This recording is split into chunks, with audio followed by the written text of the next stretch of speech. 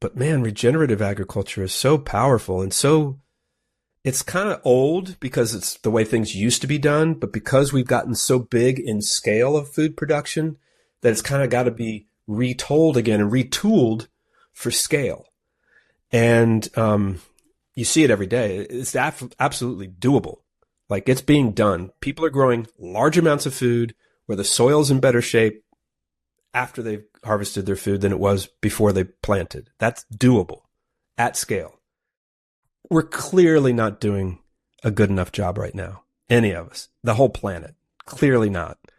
And so, if we can inspire change, and I think farmers hold one of the biggest levers. They've so much land. They own and work so much land, and land is such a great greenhouse gas cycling tool, water cycling tool. Wildlife like land, right? And so we need farmers big time.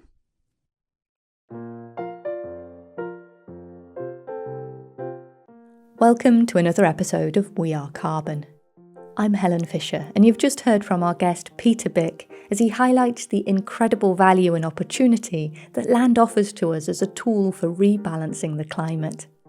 There's a powerful contrast that we talk about often on this show, how regenerative farming can tip all of the detriments of conventional practices on their head and actually turn agriculture into one of the biggest healing tools for the planet. Farmers are such an important part of the solution. It's a beautiful pathway to heal nature as an outcome of food production, but it's a complex journey of change filled with challenges. One piece of the puzzle for moving things forward at scale has got to be to get clearer about the data, which is why I'm so incredibly excited about the work that Peter has been involved with. He's been working with a team of pioneering scientists conducting research to compare regenerative cattle grazing directly with their conventional farming neighbours. And the results are in. You'll find links in the description to learn more about the 4-part docuseries that Peter has directed alongside this work. It's called Roots So Deep, You Can See the Devil Down There. And for now, I hope you enjoy listening through this chat with Peter. My name is Peter Byck. I'm a filmmaker and now a wrangler of scientists. I've been at Arizona State University. I'm in my 11th year, and I teach documentary filmmaking here for students who are from the schools of sustainability and journalism. And I've been making films about solutions to climate change with my wife, Krishna, since 2007. And I'm now on the road promoting our latest film, which is a series called Roots So Deep, You Can See the Devil Down There. And that includes and is part of a very large research project to study adaptive multi-paddock grazing on one side of the fence and conventional grazing on the other side of the fence, sort of the grazing that most people do in the counties where we did the research. And so we made the movie about the scientists and the farmers who were in that study. And so I'm now in this is the 10th year of the project. So it's been a good one. And you shared this with me, your latest film. And yep. I've been watching it over the sort of past week, or it didn't even take me that long because it's so incredible. I loved it. I found it addictive. I feel like I'm having withdrawals. It was like, okay, what can I watch now? So congratulations on bringing it all together because it's clearly a huge piece of work. Yeah, thank you. That's great praise, the fact that you're feeling withdrawals. Well, my social media team would say to you, don't worry, we're going to keep making stuff. And so that's exciting. Yeah, that's very good to know. Yeah. So before we go into the latest piece, you've as you've mentioned, you've been looking for climate solutions for a long, long time. Yep. And I thought it would be interesting to hear some highlights of that journey and how on earth did soil come up on that radar? Yeah. So we started Carbon Nation in 2007, and that's when I pivoted to focusing on solutions, right? As a documentary filmmaker, just as a human being, quite frankly. And we focused on climate change solutions. And our tagline was a climate change solutions movie that doesn't even care if you believe in climate change, which worked really well with my Uncle Phil and a whole lot of people who don't, but who still liked the ideas we were finding because they just made sense. You know, a lot of people don't like waste. They just don't know they're wasting.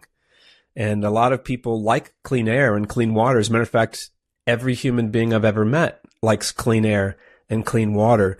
They just didn't know that it was possible to have a cold beer and clean air and clean water. And so we have those stories. I was very surprised, but happy to find out that there was a large group of people in the Department of Defense. They called themselves the Greenhawks, who were working on clean energy solutions so that we didn't have to fight resource wars. And if we did have to fight resource wars, that we weren't getting trucks blown up full of oil because maybe we could have trucks that are powered some other way. Or we didn't have generators blown up full of oil at the front lines because maybe we could power them with solar and make it so that less people were getting killed. But really what was amazing to me was all the people I met as I made and then as I was on the road with Carbon Nation, all the military people who were going into clean energy industries because they knew they were fighting a resource war. There was no question. And so I didn't know when I started that film, I didn't know anything. I thought cars were the big problem. I didn't know buildings were as big a problem as transportation. And I didn't know land use was a huge problem because we've been abusing our soils, burning down our forests, and just, acting like nature was there for us to chop and destroy. And so when I found that out, I then was finding out people who were looking at nature, farming, forests, pastures as a way to heal, like nature as the healer, nature as the first step, giving nature a seat at the table. And that changed my life. And I learned that if you treat soils well, they absorb carbon. If you treat them poorly, they exhale carbon, basically. And so that's how soil happened. And as I was finding out about different ways of farming, cover crops, compost, no-till, all those things that are really good to do, I found out that there was a way of grazing that emulated the way bison moved across the Great Plains here in the U.S., and it was changing farms quickly and beautifully and getting farmers out of debt and changing the water cycling on their farms. Give you an example. Farm after farm, ranch after ranch, from 2013 to 2018, when I was making a bunch of short films about this, I would hear the same story. My grandfather told me there was a stream. My dad said it dried up. And when we changed the way we did our grazing, the stream is back. I heard that story so often that I would be like, okay, yeah, your stream's back. I would be silly about it and facetious about it, but actually it was amazing. And so, but the thing that hit me personally in 2012 and 2013, I met a bunch of scientists who were very excited by this type of grazing, but there was just virtually no science about it except for a paper from Richard Teague out of Texas A&M. There was nothing else. No one was studying regenerative grazing. No one was even studying regenerative agriculture that much. And it was surprising to me. And it was described to me by the Secretary of Agriculture of the U.S. of the U.S. government, federal government, that of course no one's studying it because there's not a lot of money to be made when you use nature to grow your food as opposed to fight nature. Fighting nature, there's big, big, big dollars in fighting nature. Unfortunately, the farmers are the ones who bear the brunt of that economic system. So many farmers are in debt as a result of it. And suicide's a huge problem amongst the farming community. I know in the U.S. it's the third leading cause of death, suicide, and farmers are they're the third largest group when you count suicide. First responders are 1 and oil and gas workers are 2. And I think in the UK it's number 2, I think. I don't know. It's pretty big either way, isn't it? Yeah. It's quite scary. And I find it really interesting listening to your journey there, that so much of it started in more kind of black and white terms and kind of competitive. This is the sort of mindset of our economies, where it's a war of resources, or it's a finite thing that people are pulling, I get it, then you can't have it kind of attitude. And then as you moved through that, you started to incorporate so many more aspects of being human, and the whole picture of how we connect into the world around us, not just the resources, but our lives and our beings, and nature at the heart of that. Such a wonderful kind of movement into the need to think holistically. And as you said, this is a film, it's a series of very entertaining, very good watching media, but at the heart of it, it's a huge scientific study, and it's well funded, it's multidisciplinary, and it's looking at the functions and ecology of nature. And it's quite unprecedented, I think, in that. In like you say, people can't necessarily earn money from nature, so why would we work that into our system and our economy? And yet you have done that, and I think that's absolutely wonderful, which makes this so special, of course. And all of this time since you started, coming all these years on and having the results, I think there's so many people are going to find this significant. Can I just say something real quick about, you said people can't make money off of nature, and I think you meant, big companies that work in the agricultural space can't make money off of nature. But humanity as a whole is making money off of nature every day because we exist. And farmers make much more money when they work with nature than when they don't. So there is a lot of money to be made with nature as opposed to fighting nature. I just wanted to highlight that little piece right there. No, thank you. That makes absolute sense, of course, which is something that really comes across very clearly in the film. Yeah.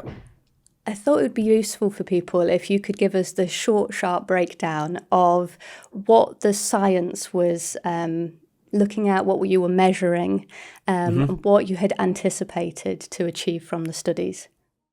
Yeah, so personally, I had spent a number of years filming AMP farmers and ranchers, adaptive multi-paddock folks, the folks who were emulating the way the bison moved across the Great Plains. And all of their farms and ranches were just thriving with wildlife, when across the fence, it was much more desolate, quite frankly.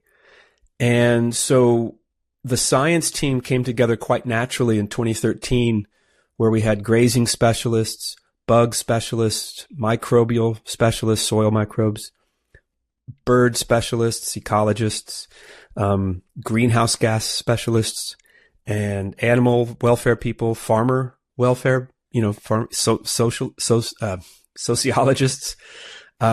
water. All these scientists were coming together because they saw what the farmers were achieving. And so we put a team together here at Arizona State to see if we could measure all those metrics, if we could measure everything I just described, including plant nutrient density and cover, how much of the soil is covered with plants, because uncovered soil is a disaster. When you see a field that has no plants growing in it between crops, fallow fields, that's like an oil spill, but it's a solar spill. But it's just as destructive. And people get really naturally and rightfully upset with oil spills, but they don't know what they're looking at when they see a field that's empty, that it's just as destructive for so many reasons.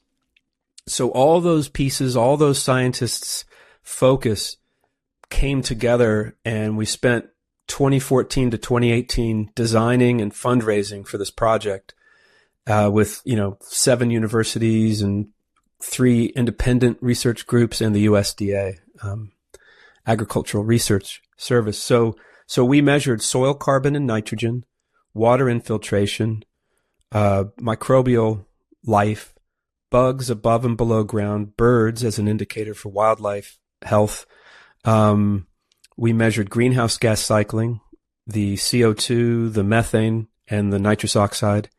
We measured the farmer well-being, the animal well-being, and the plant communities, and how diverse were they, and did they have good nutrient density, and were they covering the soil?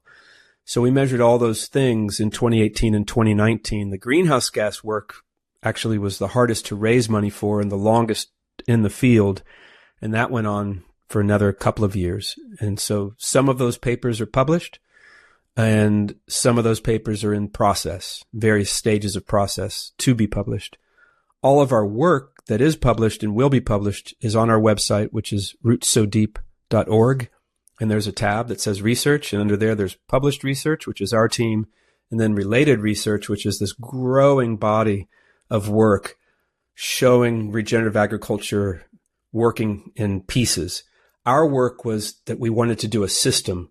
We wanted to show how all those things work together, or do they work together? We were just trying to figure that out. Our expectations were, certainly our observations to even think about doing the science, was that it seemed like the regenerative grazing, the AMP grazing, some people call it holistic plan grazing, or managed intensive grazing, or mob grazing, or strip grazing. We chose adaptive as a key word because that's super important, that you never do anything the same way. You always do it differently, but focused on what's going on. What rainfall do you have? What plants are growing?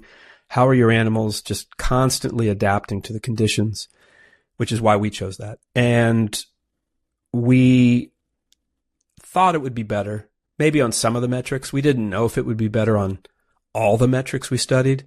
I forgot to mention water infiltration when I listed all the other things we measured. And our data to date it's astoundingly better on all the metrics, as you saw in episode 4. I kind of don't want to talk about too many of those details of the science because we haven't released the series. And so we're hoping this summer to be releasing the series in the UK, and possibly a little sooner than that in the US. And so that's what's coming. So I kind of like to leave the ending for people to watch.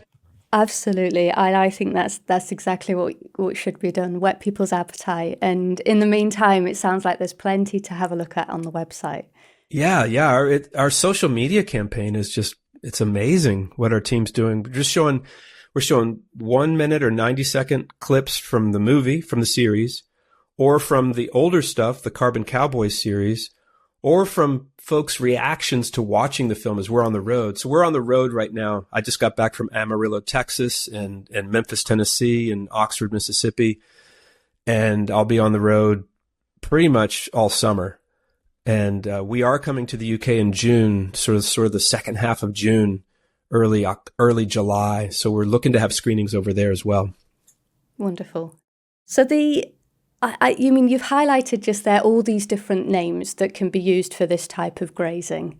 And Obviously there's nuances between them. But if we take away the jargon and the terms, the thing that came across to me really clearly when watching was there was so little to say about what that process actually is, because it's so wonderfully simple. And it's not the method itself that's the barrier, but the mindset of change that we all kind of struggle with as being human. And would you agree with that? Would you say that it is quite a simple thing when you take away that journey of change? I think from what I've understood from all the farmers who are doing it, it's easier, it's less time, or it's the same amount of time, but time better spent. So in a conventional way, you're going to spend a lot of time, most likely, growing a lot of hay, which means fertilizing and hoping it rains a couple days after you fertilized, or before that, planting seed, possibly plowing up your field every time you plant seed, or disking your field at least with a cut. hoping the fertilizer works, spending an enormous amount of your income on that fertilizer. And then when the alfalfa or whatever you're growing grows, then you have to cut it and bale it and then drag it out and feed your animals. And folks in the conventional world, they might feed hay, depending on where you are, but they might feed hay 3, 4, 5 months of the year. And so a big part of their journey is hay. And then you've got the regenerative folks who don't grow hay, don't spend money on fertilizer, use their animals as the tool to make sure that their land is producing a lot more forage, a lot more grasses and whatever else they've either planted or what's naturally there. And they leave enough forage up over the winter so they feed as little hay as possible. So your time is more moving your animals once or twice a day, but that doesn't take a lot of time. But the benefit is you get to see every animal every day, if not twice or 3 times a day, if you're moving the animals twice or 3 times a day, like in the growing season where it's really pumping. And you get to see who's injured quickly. You get to see who needs help quickly. So that greatly reduces the medicine bill for the farmer because they don't have to feed medicine across the board as a prophylactic, as they say, as a protective, as a maybe they'll get sick. It's, you just feed the animals medicine who are sick and you see them immediately. The farmers tell me they get to see a lot more nature, like they're seeing a lot more nature, like spiders in the morning, that bit in episode 1, right when we meet Cooper and Katie. And they're like, did we not notice the spiders before? Or there are a lot more spiders, right? And then you find out there's a lot more dragonflies. What do those dragonflies eat? They eat mosquitoes. And so all of a sudden, these bugs that were problems before because they only had one type of thing growing and that bug thrived on that one type of thing. When you have a lot of things growing, a great diversity of forage, you draw in a lot of bugs. And when you draw in a lot of different bugs, that bug that was a pest is now in check because there's other bugs that might eat it. And it actually, in a balanced bug system, it might become like a great member of society where it does its function and it's not out of whack. It's just like, the best thing about what's happening on the earth, on planet Earth right now is the diversity of population. Like when you go to London, you're seeing every country on earth. When you come to the United States, we're famous for it. We call it a melting pot. To me, that's the strength of these two countries. And the folks who are saying that's not the strength of these two countries, I don't think are actually dealing with reality or data. And that's the same thing in nature. When we have diversity, it's a stronger, more resilient system so that when one bug shows up that is a true pest, there's a lot of people that will say, thank you, you're very tasty. And it's checked. And so therefore you don't have to spray pesticides and insecticides. And it just keeps going that way. I call it unintended benefits. Alan Williams calls it compounding benefits. So you can sort of spiral in the right direction or spiral in a much more desertified direction, a much more unproductive direction where you need all those inputs. You need fertilizer because nothing else is providing it. You need insecticide because you've only got one kind of plant growing and you've got bugs that are out of whack. And so these farmers, a lot of them, the early ones, the folks that I consider pioneers like Gabe Brown and Neil Dennis, they were going out of business. So they couldn't afford fertilizer and insecticides and pesticides, what the farmers call inputs. They had to figure out, is there a cheaper way to do it? And that to me it just made sense to me. When I met these folks in 2013, I'm like, God, that just makes sense. You're spending a lot less money. You're working with nature, which is basically using, upwards of 3.2 billion years of R&D, right? As opposed to the last 150 years, 200 years where we're fighting nature more and more and more from a kind of an arrogant human perspective, And I get it. I do understand why the mechanical plow, the John Deere tractor made sense to people and things changed quickly. I understand that when synthetic fertilizer showed up after World War II, it made things grow so fast. It makes perfect sense that you would put that in and go down that road of chemical agriculture. It makes sense why it started. It's just the experiment is in, and it's so damaging to our ecosystem. It's so damaging to the fields where we're growing our food. It's so damaging to the farmers. I met one farmer, his aha moment was when he had to wear a hazmat suit to plant food, and his children couldn't go out in the field for 3 days after he had applied all the prescribed chemicals. Yeah, that highlights it. That's right. Yeah. And so he changed, and he went to organic. This was in carbonation. So this would have been around 2008 in Pennsylvania. He changed, and what he found was his yields went down a bit under normal years, but in dry years, his yield was much higher than his neighbors. And in flood years, his yield was much higher than his neighbors. But what I didn't know then to ask, which I learned from a guy named Jerry Hatfield a few years later, is ask the farmer what their profit per acre is, not their yield. Because the yield is based on all the inputs to get to that big yield. But that yield doesn't mean nutrient-dense food, right? It means a lot of something. But when you have profit per acre as your metric for the farmer, then different decisions are going to be made. Yeah, and that is it's something that came across because you did these really clear comparisons, like one farm that was conventional right next door to one farm that was AMP. And across the board, the feeling, without going into the details, the feeling that you get more from less. Yeah. It's like you're so sort of clear. And that seemed to be, whether it was less time or less money or less inputs, it seemed to be a pattern. Yeah, that I suppose is where it gives space, that you're not doing the science that's trying to get tiny little advantages. You're actually giving space for those farmers to have a lifestyle and to step away from those issues of debt that you described that are just so detrimental to them as people. So it's, really beautiful.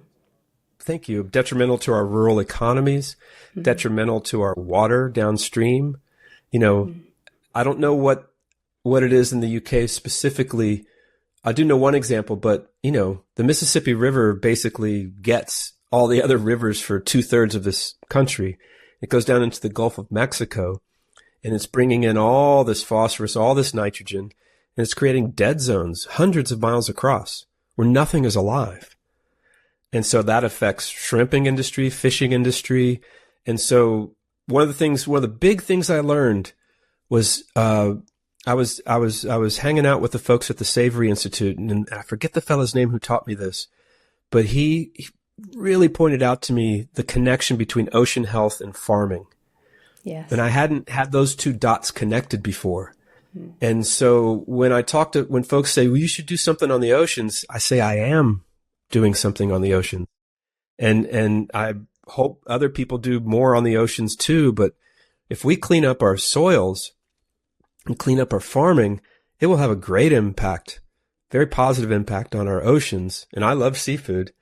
And I do know we made a short film that was in Devon and Cornwall. So one farmer was on one side of the River Tamer, a few miles away. One farmer was further from the River Tamer, but in Cornwall. And the city at the bottom of that has to dredge their bay all the time. And what are they dredging? They're dredging beautiful English topsoil. And if that's not a signal, but maybe that's not known. There should be a sign, like how many pounds are being dredged and what's it made out of. That should be known. That's really the key.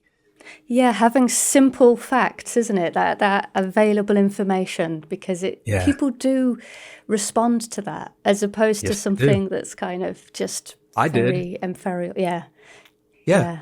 It just details, right? So education, I wish I could think of a better word than education, because it feels like sort of a master subservient kind of thing, or teacher-student kind of thing. But knowledge sharing, whatever it is, that's the game right now. Yeah. That's the game for us as a team, and for why we made a documentary on science, because anyone could tell you that, a certain amount of people read scientific journals, right? But a lot more people watch a documentary. Now, what we didn't know was, would we find interesting farmers? Yes, and you did. And would my scientists be interesting on screen? I knew some of them would be, but I didn't know all of them would be. And the farmers we found on both sides of the fence are really cool people. I mean, we got lucky. We got lucky. We got really lucky. Is it lucky, or did you connect with them? Because you brought something that was so meaningful to them, and you were able to understand what mattered to them and how to speak to them. And I think that really came across. I think that there's a lot of credit to yourself there for how you brought the best out of them. I think being a curious human being and doing a lot of my work with just me and a camera and a microphone, I get a lot of time alone with farmers. And on this film, we brought in a second camera, and for the big chunk of it was a guy named Chris Smith, who was a former student of mine. And then we had another former student of mine, Nick Serpa, come on, and then Kenzie Greer came on, and some of my editors like Ben Daughtry and Michael Meese. I had everybody shooting at some point. And so it was good to have a second camera. It was good to have two cameras, right? Mm-hmm. But the farmers, the people, if you are listening to them, right? Truly listening to anybody, if you're at a bar, right? If you're in a cab, I love that. I love hearing people's stories. And, I love meeting my friends' parents, because then I get a sense of where they came from. And if I can meet their grandparents, then that's even better, right? Because you got a whole library of stories, right? And so I think that helps. When I tell my students, I'm just like, be curious. And as long as you're coming from a place of respect, you can ask anyone anything. They can choose not to answer it, but be personal. Yeah. Be personal. And so, I'd like to know people, and so that's why I say we were lucky, because we got really cool people.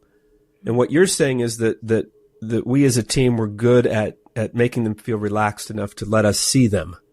Right? Yes. And I agree with that. I like to, that's a skill that I'm happy to have, to make people feel comfortable, even though I've got a frickin' camera and a mic. Yeah, which can be pretty face. off-putting. Right? Yeah. But what's so cool is we got to spend a lot of time with folks. A lot of films I make, I get to spend a day with someone and then I'm gone. And I still have to achieve comfort, right? I'm already down the road to that because I celebrate. I don't denigrate. And so folks really know that if we're showing up, me and my team, we're there to celebrate. Mm. We're not there to criticize or poke. And there's really good journalism that's really necessary, that does criticize, that does poke. And it's very important, more now than probably ever. And I have huge respect for journalists who go in there to uncover, right? To really get in there and give us knowledge that we don't have otherwise, that's being hidden from us. So I'm not saying that there's only one way to make a movie or one way to interview somebody, but I've chosen to be in a place where I get to celebrate people. That's kind of our game right now. I'm not saying that's the only kind of film I'm going to make, but it's what I've been doing for 17 years. And it feels good. It doesn't mean that we're not talking about problems or we're not talking about huge problems. I mean, we're talking about climate change. It's you want to get any bigger? I don't know of any bigger problem right now. But we're trying to figure out, is there a way to solve it? And so many solutions to climate change are beneficial, like really beneficial. And the technology's in hand. It's just politicians not getting it, quite frankly. And you see that across the world. Yeah, and I think that could be something that is so key to you bringing together all of these disciplines with this, because you've got this really respectable science, and then you've got that personal connection and that human story. And there's something you said about, not quite wanting to call it education, but you're basically distilling it from research reports to documentary. And then it's taking it from documentary to conversation. And I think that's what you're giving people, and that's where it can spread. And then it goes in the other direction. And people that have had those conversations have then got the documentary as the tool. And there's no doubt that people watching this will, for the first time, think, I'm going to go and have a little look at that report. And you're kind of bringing that connection throughout with the info, and that's true knowledge sharing.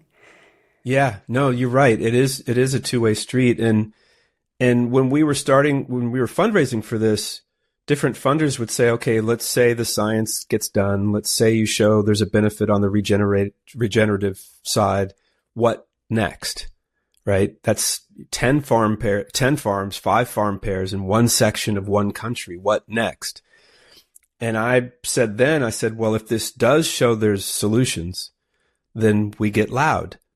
And we try to get the information to as many farmers as possible and help them. So we're designing a program now that's basically, okay, we get information to farmers, and then if they want to learn, we get that information to them. And if they need a loan, we'll get the banks, we'll find the financial instrument to do that. And then we get to do science on all these new farms, and we get to show the change, sometimes in real time. We have these things called flux towers that are measuring the flux of greenhouse gases in and out of the system. They're getting cheaper. They're still expensive, but if we could put a flux tower on all these farms that come in, then we could have it real time. You could see the carbon going in and out of the system, and then keep telling the stories, right? There's a really interesting thing in science where if you have stories, they call that anecdotal. And they look at anecdotal as less than. There's a group of scientists, and it's a large group, that look at stories as not science. And I've discovered that because I'm not a scientist. I've certainly worked with scientists every day, and I've been doing that for about a decade. And the idea that experience isn't valuable or isn't publishable is a strange position to be in. I mentioned grandparents before. So all those stories, all their experiences aren't of value to science. All those years of farming or whatever it is, hunting, building, writing, politics, whatever it is, how come the stories aren't valuable? Because scientists think that stories are, sort of soft. They're fallible. When I'm telling you what, scientists are fallible. Science is challengeable, right? Every paper should be challenged. All of our papers are getting really challenged because there's a lot of folks who don't want cattle to be a part of the solution. They're right that industrial agriculture across the board, livestock, row crop, huge problems, huge, giant problems. But regenerative agriculture is the exact opposite of that. And it's interesting how cattle are like the only side of the coin that's getting really put up there as a problem, when industrial agriculture, there's lots of studies where you could say it's even much more damaging than livestock production. When you measure the carbon that's lost in the soil, that's a huge factor that no one factors in. And when you measure the soil erosion and what happens to the water cycle, all those things are damaging. So the industrial agricultural model across the board, livestock, row crop production, it's pretty damaging. I think we can prove that quite clearly. But man, regenerative agriculture is so powerful and it's kind of old because it's the way things used to be done, but because we've gotten so big in scale of food production that it's kind of got to be retold again and retooled for scale. And you see it every day. It's absolutely doable. Like, it's being done. People are growing large amounts of food where the soil's in better shape after they've harvested their food than it was before they planted. That's doable at scale. It's still in the small percentages. And, Gabe Brown told me 10 years ago, 11 years ago, that it was the consumers that were going to drive this. And that's a whole world that, I don't know much about, but I know if we can get our film and all these other films that are getting made to large audiences, that might be that consumer-driven push that he has talked about for so long. It can certainly only help, can't it? Giving them so many tools. And there's so many aspects within the content that I think people can visually connect to, and something different for everybody, perhaps. I think one of my favourite, and I don't know what this says about me, but the comparison of the dung on the two farms. And it was like on the conventional farm, it was preserved. Like, you can preserve paper in a landfill and it can last for hundreds of years. It's kind of like that was happening. And it's exactly on the other, like that. It just disappears. And how significant in terms of the cycle of refeeding the system. And what's really, so you're talking about, sorry for hitting the mic. You're talking about a comparison specifically in Piedmont, Alabama. And so, which is episode 2, so I'm not giving away episode 4 at all. But what happens is, you can't put everything into a film, but we will be able to dig into our hundreds of hours of footage and keep putting stuff out in social media. And one story that I really like is, so if you have a cow pat, dung, that doesn't disintegrate because there's not the microbial life to dig into it, and there's not the insect life to dig into it, it stays on the field and turns white, and you could throw it like a Frisbee. And what happens is then that part of your pasture becomes unusable because you're not growing anything out of that dung that the animal wants to eat. The animal doesn't want to be near their dung. They want to be near forage. And so if you have these cow pats all around your pasture, you get these sort of unwanted plants growing right around it, and you literally shrink the size of your farm. Like, it's less area to graze. You're shrinking your value. And when the farmers on the other side of that are grazing in a manner that has a lot of rest period with a heavy hit, but a lot of rest, they're actually able to double the amount of forage they're producing, which means they can double the amount of animals they can graze. And sometimes it's triple or quadruple. It is quite a significant leap over the years, and it's not a whole long time either. And so when one farmer told me in one of our short films that he doubled his herd, he said, I just got a free farm, the same size as my farm. Incredible. Right? Yeah. And that's a short film called I Sell Water and Sunshine. Like, I just love that phrase. That's lovely, yeah. So all of our titles pretty much come from farmers. All of our titles to our films. And you'll have to wait to episode 4 to find out what the hell our title means to our film.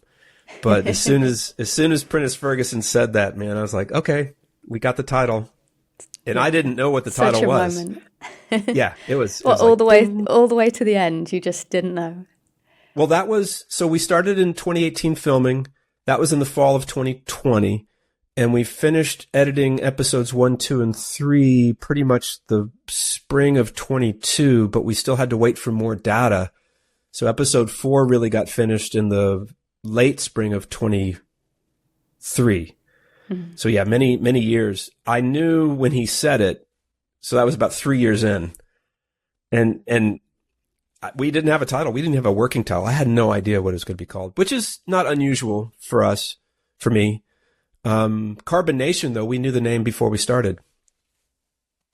It was just funny. It was a funny name. And that's one thing that I really like is when is when we can laugh and not take anything too seriously, even though these are serious issues. But like I tell the editors I collaborate with and the assistant editor, if you see me making a fool of myself, you got to mark that when you're logging the footage. If you see anything funny, you have to mark that when you're logging the footage. And so, I could just say that the beginning of episode 3 is a truly me making fun of myself moment. And it's like, I knew when it was happening, it was going to be in the movie. It's like, this has got to be in the movie because it's funny. It's like, it's real I like as well. laughing at myself. What's that? Yeah, it's real as well. Like it's very life, real.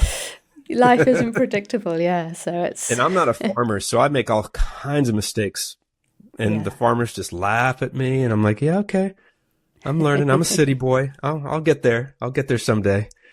Yeah, you'll be a pro one day. You spend enough time with them.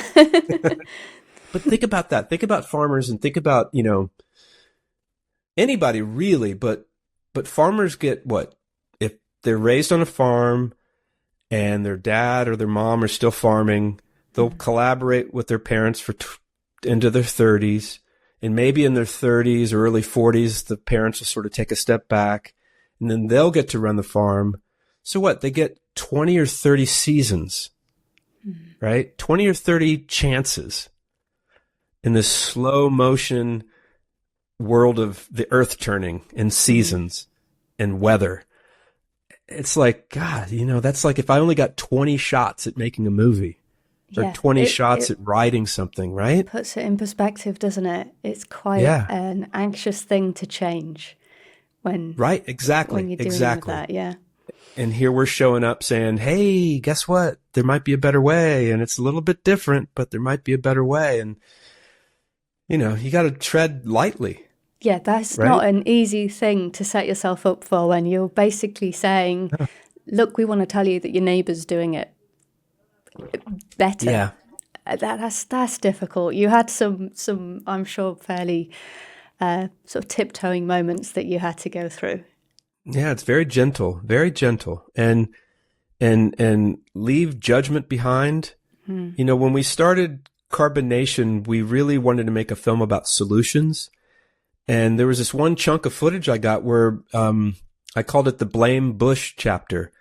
And it was in 2007, and George Bush, his policies were very much against clean energy, against energy efficiency. It turns out he himself was more in line with that than you'd ever know, but his policies weren't. And so a lot of people were bemoaning his, 8 years in office at that point, seven years in office. I had this whole section about that. And my partner, Karen Weigert, who was one of the producers on the film on Carbonation, she's like, you can't put that in there. And I'm like, but it's true. She goes, yeah, it's true, but you can't put it in. We're supposed to be making a film about solutions. That's why I'm on this job. I'm like, yeah, I know. It took me about a week to let it go. It took me about a week to just say, okay, let's just focus on solutions. We're here for whatever. Everybody else can say why we're here. What are we going to do now? And that's kind of how I speak to farmers. It's like, hey man, no blame, no shame. It doesn't matter where you are right now. It doesn't matter how you got here. You followed instruction. You were taught this. You were a good student. And so many of them, it's multi-generational. So they're not just students, they're taking on a legacy of their family. Right. And yeah. And family businesses can be great. You wouldn't ever say to a violin maker, oh, you shouldn't listen to what your dad taught you. You wouldn't even think about it. Right? Because but there might still be better methods as you keep making violins, right? But farming, it's so big, it's so big, giant pieces of land. It's such a challenging thing as well, isn't it? When we know that the farmers are struggling. You've said so much debt. So you add that pressure, the idea of just, you're trudging through, I suppose, at that point. You don't want to open yourself up to new ideas. You want to survive. What if it doesn't work, right? Yeah. What if it doesn't work? So Gabe Brown's answer to that is just try it on a corner. Yeah. Just use a corner of your land. Perfect sense. Try this for a season and see what it looks like a year from now. And then you'll see if you like it or not, you know? And there's a big, big, big piece of farming where, yeah, that'll work over there, but it won't work over here. I call it the but syndrome. Yeah. And so Alan Williams, when he teaches his courses at the Soil Health Academy, he says, I have one rule this week that you're with me. One rule. You cannot say this won't work on my farm. You can say, how do I get this to work on my farm? And I promise you, he says, I will show you how this can work on your farm. And so that's a big, I was just in Amarillo, Texas, and, you know, everyone's like, well, it might work in Mississippi, but it's not going to work here. Or it might work in eastern Texas. They get a lot more rain, but it's not going to work here. And then you find out, gosh, this guy's regenerating the desert. Oh, you know? Exactly. Yeah, that's powerful, right? Isn't it? Yeah, this guy, Alejandro Carrillo, he's regenerating his family's ranch in the Chihuahuan Desert in Mexico, you know, a ways south of El Paso, Texas. And he's doing it. You go online, look at the pictures. He is doing it. Yeah. People can see it, and they're often very quick results. And that is, I think, one of the most powerful things is those fast results that people can see, but also the love of nature. I think that all of the farmers that you worked with, it doesn't matter what practice they are using on their farms, they still have that connection to nature. And if you can give them solid evidence or proof that, you know, this can bring life back, or this can support new species, that lights them up. And I think that's very exciting. Yeah, every farmer I've ever met, every rancher loves their land, period. And just about every farmer I've ever met has to have an off-farm job. Yes. Because their land is not producing enough to overcome the debt they're incurring. And farmers, like everybody else in the United States, have to find some way to get health insurance. We don't have national health insurance. So a lot of farmers have off-farm jobs just for the health insurance. And so those two things are keeping the farmers off their land that they want to be on, right? Yeah. And so if we can show farmers through the amazing teachers that we're learning from and the amazing scientists that are showing data that you can quit that off-farm job and you can afford to stay home is huge. And then we have a thing called the Farm Bill. It's nearly I think it's going to be $1.2 trillion this next round. It's about every 4 or 5 years. It's the whole agricultural system. And there's just a ton of money in there, with subsidies that when you look at them, they might have been a good idea when they started, but now they promote soil damage, quite frankly. Yeah. And so what if we could get that big giant piece of legislation to focus on soil health, right? That's the big game. But within that, why can't we provide farmers who are growing our food health insurance, right? They can buy into it, but they could be part of a big group and it could be much, much, much, much, much, much cheaper. So that's the thing that I learned from this movie, from making this film, from being with the farmers, that's a need. I didn't know that. No, I didn't know and that. It's a big thing, isn't it? Sort of looking at the figures that you sort of quoted, it's very detrimental if they're worried that much about money. And we depend on them. And talking about money, I think that it would be, before we get to the end, just quickly to have a look at this idea. You funded so much of this, very significant chunks of money from McDonald's, big companies. from Shell. Actually, not from Shell. Not from Shell. Shell, we got funding from Shell on the work we did prior to this project. Okay. We raised about $500,000 studying the business case for why they should look at soil health as a thing. And we raised about $500,000 from Shell to do work in Canada that was science and film that was sort of helped us learn a lot of things to then bring to this project. Mm-hmm. Shell did fund the University of Exeter to bring some flux towers onto one of our farm pairs. And so that was between Shell and Exeter. We allowed them to put their instruments on the same farms we were studying so that we could all share in the data. So there's definitely collaboration there. And that's not Shell, really. That's one person at Shell. It's not like Shell decided. It was not like Shell decided to fund us. It was one person who got approval for that budget. Mm-hmm. And that's what we had at McDonald's. We had 4 people in this giant company that approved what we did, right? And they were very brave. They put their necks on the line because there's a lot more people at McDonald's that didn't think that this was of value, right? Because we're basically showing McDonald's that their supply chain has to change 100%. Yeah, absolutely. And so I have this line in the film that I think is very apt. It's like, a lot of people would accuse McDonald's of taking the easy way out by funding this research when I say it's the hard way in. Mm-hmm. Like, we're literally showing them with rigorous scientific data that their supply chain, if it doesn't change, then it's going to be detrimental. If it does change, it could be foundational as a solution. So I went to the big companies on purpose. I wanted Shell to pay for this research, but they chose not to. And we worked 4 years trying to get them to fund this big project. And they said no in 2016, right at the end of November. And the next day, 18 hours later, McDonald's said yes. And we had just been working with them for a few months. So they were ready. They were quick. Yeah. They were ready. And, but the people who we worked with at McDonald's, all of them are gone, because people cycle out of companies.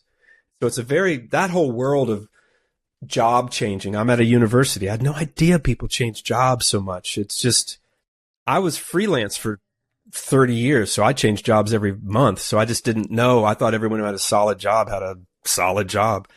But we got money from Timberland and Wrangler because they were doing research showing that their customers, farmers, were in serious depression, serious mental health problems. Okay. And so they came on board for that. We got money from ExxonMobil. How about that? We got $400,000 out of a $10 million project. We got $400,000 to study the nitrous oxide cycling on a few of our farms because nitrous oxide is the most potent greenhouse gas. And if you're studying greenhouse gas cycling on a farm system and you're just focused on carbon dioxide, and you don't talk about methane and you don't talk about nitrous dioxide, then you're not getting the story. So that's when I back up. When we say rigorous, we mean rigorous. And so the person at ExxonMobil, she's long gone. Like, I don't even know who to report this data to at this point, quite frankly. And so we know people are going to push back on that we got money from all these different sources. The Foundation for Food and Agricultural Research was our second leading funder. And they're a group that came out of the USDA. Their funding comes through the USDA and out of it. And then you have to have 1-to-1 match for industry and their grant, right? And then we had individuals, folks who've been supporting us for a long time, who supported carbonation, supported my move to ASU, come on board. Just trying to make sure we get all the companies in there. I think that's all the major companies. And everyone came for a different reason. McDonald's came because their customers were demanding healthier food and to know where their food's coming from. So that's that consumer drive. There's the consumer drive, right? Their investors were saying, "What are you doing about climate change?" And the folks within McDonald's knew that their supply chain, as is, with climate change coming, was unresilient, if that's a word, not resilient.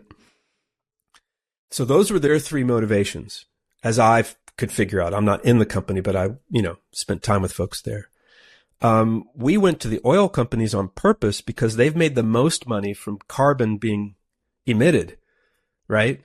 At the same time, I emit carbon every day. This microphone is a petroleum product, right? I mean, my glasses. I just flew from Amarillo, Texas. I flew to Memphis, then to Amarillo, then back here to Phoenix. I live in Phoenix, right? So I'm using fossil fuels every day, and that's really important. That's not We all do, right? Now, I think it would be great if all of our energy was not fossil fuels, right? But plastics that you use for a long, long time, like I use Ziploc bags for years and I love them. I get to see what's being stored in there. It's clear. I know my brother's a doctor. He uses, well, that's single use though, because they have to throw stuff away, the plastics, but he is, healing people, right? He's a orthopedic surgeon. Yeah, they're important materials. They're important materials, but we don't need to throw them into the oceans.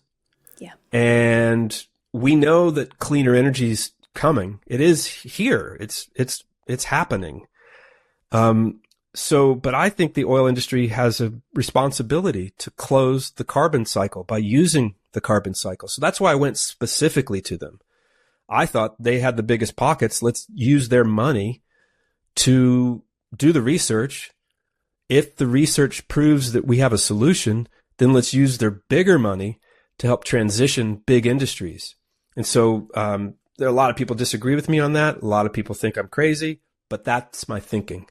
At this stage, after it's all kind of come through and you've got the results or the first lot of the results, do you still feel that way about it? You don't feel too much conflict of interest?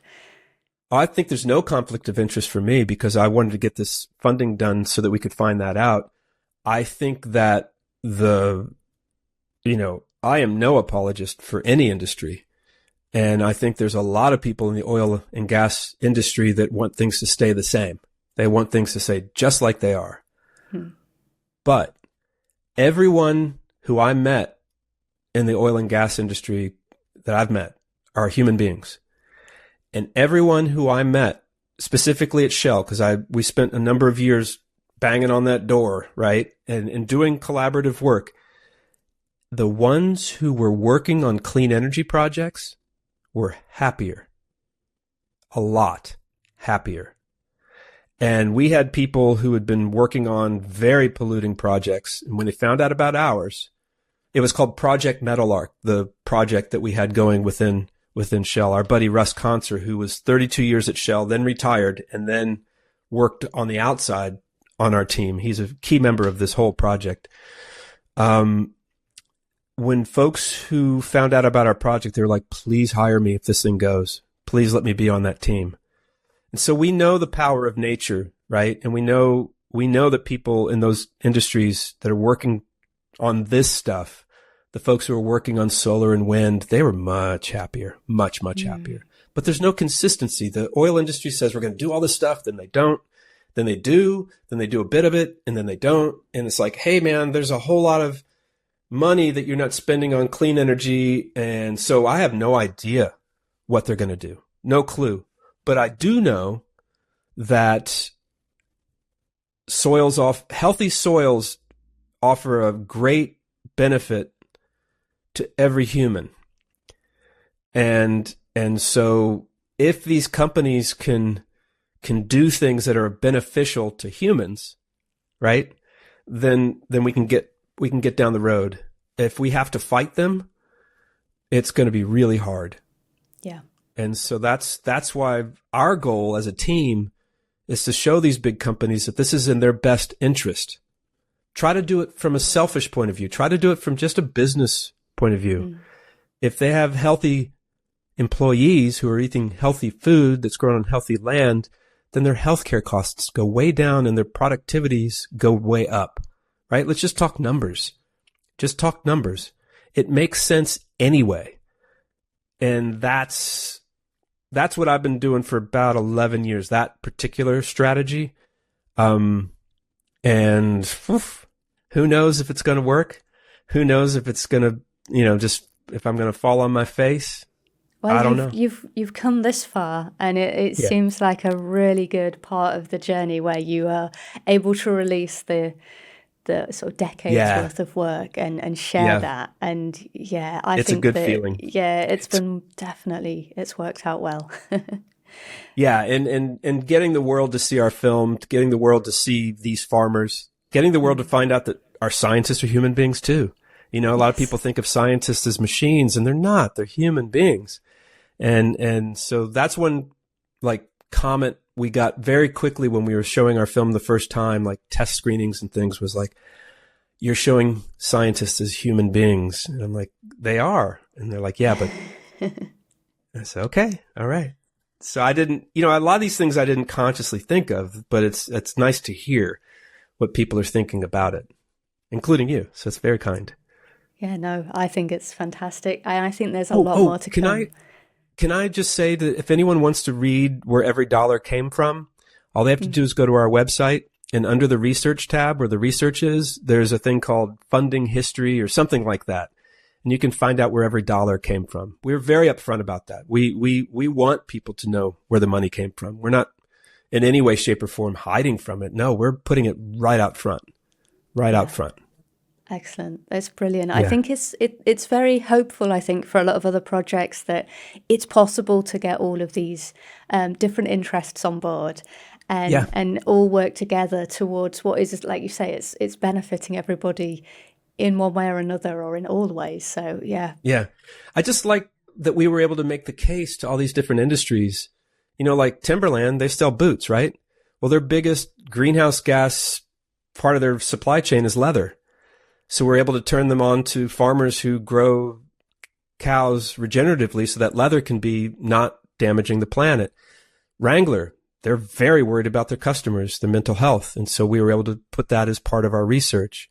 Obviously, with the oil companies, with ExxonMobil and that piece of our work, was that, just trying to think of, what's 400,000 out of 10 million? Is that 4%?